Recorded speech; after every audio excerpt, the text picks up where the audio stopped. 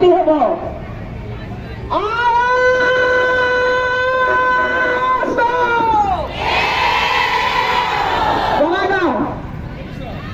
বঙাইগাঁও হ'ল এইবাৰ নলবাৰী জিলা, নলবাৰী জিলা।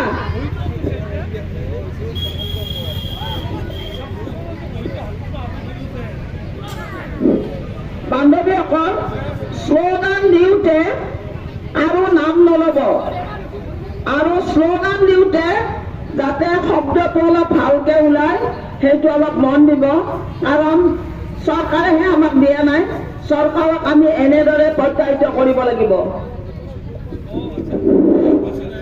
সন্মানীয় আইডিএ সভাত উপস্থিত থকা আমাৰ সংগ্ৰামী কৰ্মী আইতাসকল, প্ৰথমে আপোনালোকক মই ধুনীয়াকৈ এই মঞ্চত উপস্থিত থাকি আমাৰ সকলো কৰ্মী সহায়কৰ বাবে যিখিনি কষ্ট লৈছে তাৰে মই শলাগ লৈছো আৰু আপোনালোকক সহস্ৰ প্ৰণাম আৰু শ্ৰদ্ধাৰে সোঁৱৰিছো। প্ৰথম কথা হ'ল আমি একেলগে মিলিজুলি থাকিব লাগিব আৰু আন্দোলন কৰিব লাগিব। আজি আমাৰ মুড়িবাপাই দিগদাৰ দিছে আমাক, তাৰমানে বাছ নাই, মোৰ 10জন আহি আছে কিন্তু বাছত থিয় দি আছে, এনেকুৱা অৱস্থা হৈছে। যিয়ে নহওক আমি আমাৰ প্ৰাপ্য দাবীৰ কাৰণে যেনেকে নহয় আহিবই লাগিব।